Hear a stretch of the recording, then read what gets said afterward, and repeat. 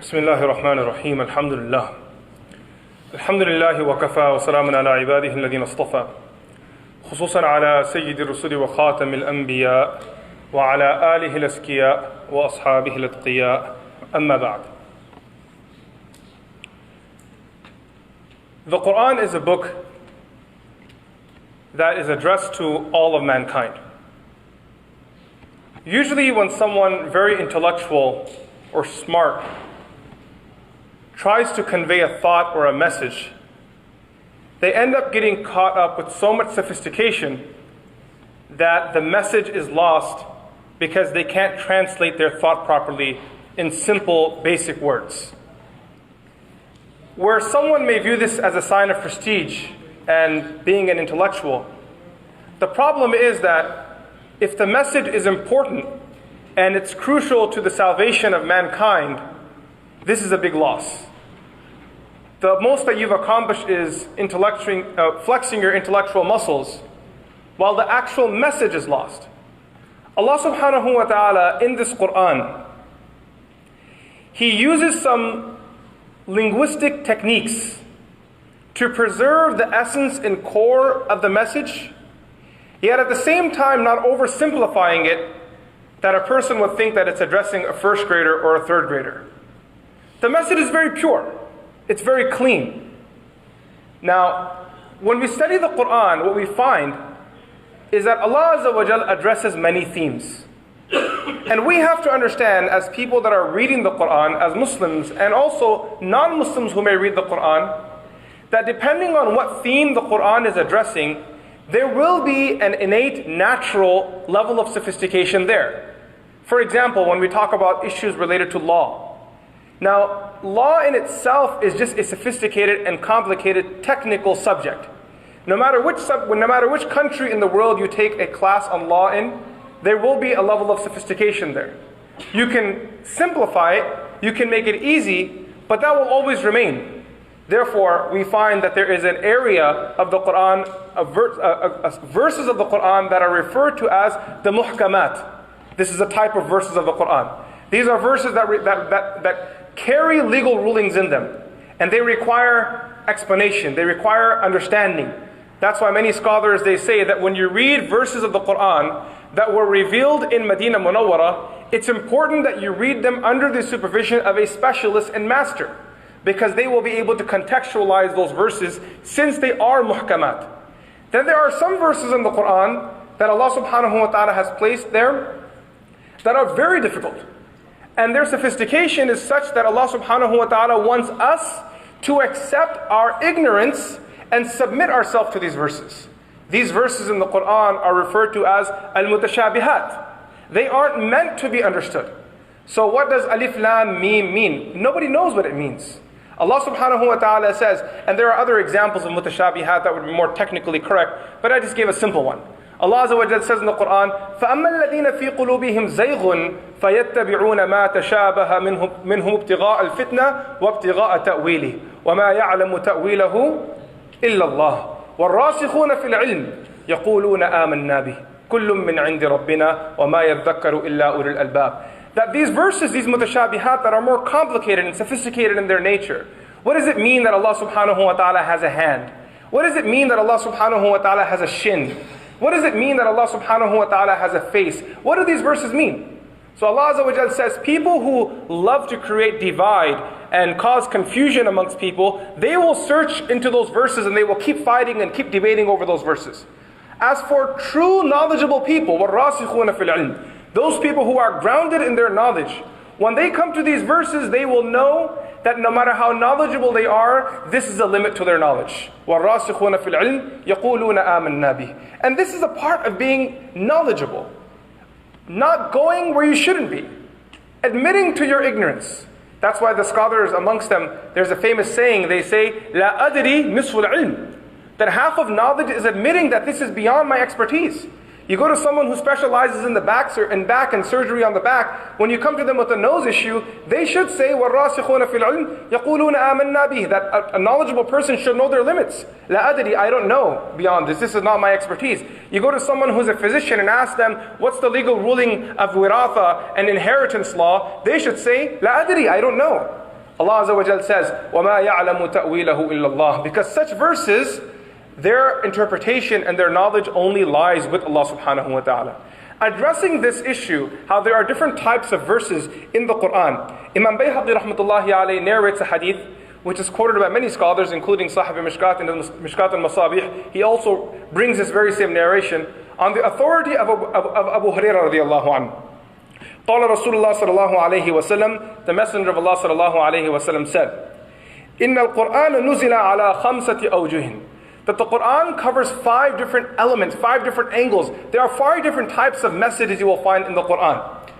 He says, حلال وحرام ومحكم ومتشابه وأمثال. You will find things that address halal. You will find verses that address haram. You will find verses that carry general legal rulings and there are lessons that can be deduced from them, the muhkamat. You will find mutashabihat, which a person should not touch. They should just believe in and say, this is a message of Allah, I submit to it. And then come the amthal, the parables, the examples. Rasulullah sallallahu alayhi wa sallam says, فَعْمَلُوا بِالْحَلَالِ وَاجْتَنِبُوا الْحَرَامَ.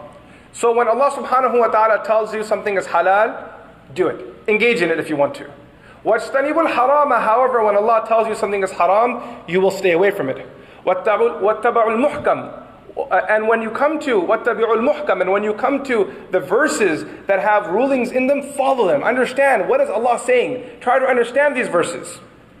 وَآمَنُوا بِالْمُتَشَابِهِ. And when you come to the verses that are mutashabihat, that only Allah has the knowledge of, آمَنُوا بِهِ. What should you do? Believe in them. وَاعْتَبِرُوا بِالْأَمْثَالِ. And when it comes to the amthal, the parables that are mentioned in the Quran, seek your lessons from them. Reflect over them, understand them. And this is how the Quran engages everyone. Sometimes the Quran may bring a very sophisticated issue, or something that's obvious but people just don't understand. So what does the Quran do? It brings an example, and then brings another example, and brings a third example. And then it'll leave that issue, and later on, after a few paragraphs, it'll bring that issue again. You know, a few paragraphs back we were talking about the importance of this issue, let's address it again. And then this chapter will pass by, the next chapter Allah subhanahu wa ta'ala will talk about Iman again. And then the chapter after that He'll talk about Iman again. And then the chapter after that Allah Azza wa Jalla will talk about Iman again. Because this is the usloob, this is the method that the Quran speaks in. It understands how to teach and how to educate mankind. Now from the asalib of the Quran, from the different methods the Quran uses to communicate, is what we call amthal, divine parables. Imam Mawardi rahmatullahi alayhi, he says, إِنَّ مِنْ أَعْظَمِ الْعِلْمِ الْقُرْآنِ عِلْمُ أَمْثَالِهِ. That the greatest knowledge of the Quran is the knowledge of divine parables, understanding them. Why are they so important? Why is it so important to understand the parables that the Quran is giving? Because parables are usually given when it comes to discussing an issue that are either very important and people are just not paying attention, or they're very important and people are misunderstanding them. So then an example comes in. I'm teaching a class on math and I explain a concept. Now I feel that the students in front of me didn't understand. Either they didn't understand it or they were being neglectful. I have to give an example.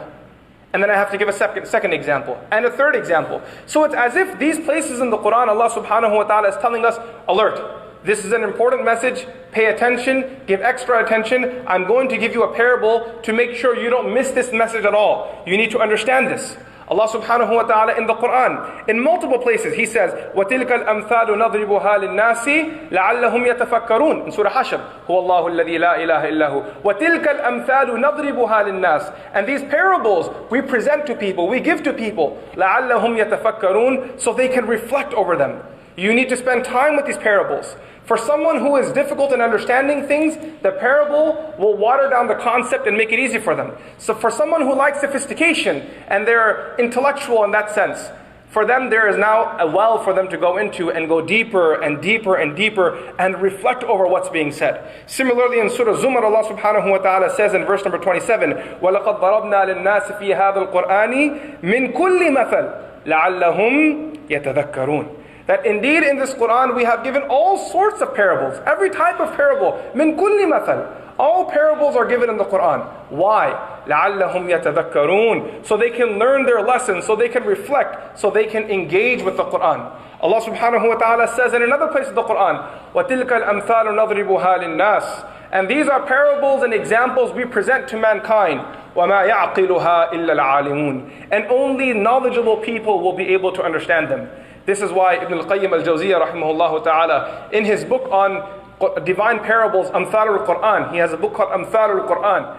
And in the opening pages of the book he writes that there were scholars of the past that when they came to these verses that consisted of examples and parables, they would read them. And if they didn't understand the parables, they would cry. They would cry and cry and cry, and what would they say? لَسْتُ مِنَ الْعَالِمِينَ. That I am not from the scholars. Because Allah subhanahu wa ta'ala said, وَمَا يَعْقِلُهَا إِلَّا الْعَالِمُونَ. That scholars will understand these verses. And if I don't understand them, what does that speak of when it comes to my knowledge?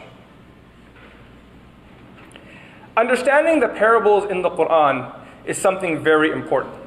And this is something, inshallah, this Ramadan we will be doing. Each day we'll pick one verse where Allah subhanahu wa ta'ala gives us an example to reflect over. And we will understand the words used in that verse. We will try to understand the context of that verse. And ultimately we will reflect over what the message is that Allah subhanahu wa ta'ala is giving us through this verse. We pray that Allah subhanahu wa ta'ala gives us tawfiq to connect with the Quran in a meaningful way. And that Allah subhanahu wa ta'ala makes us from people of knowledge. People who search for ourselves, who search for guidance in the beautiful words of the Quran. May this Ramadan be the Ramadan that we connect with the Quran. Wa sallallahu ta'ala ala Sayyidina Muhammad. Assalamu alaikum wa rahmatullahi ta'ala wa barakatuh.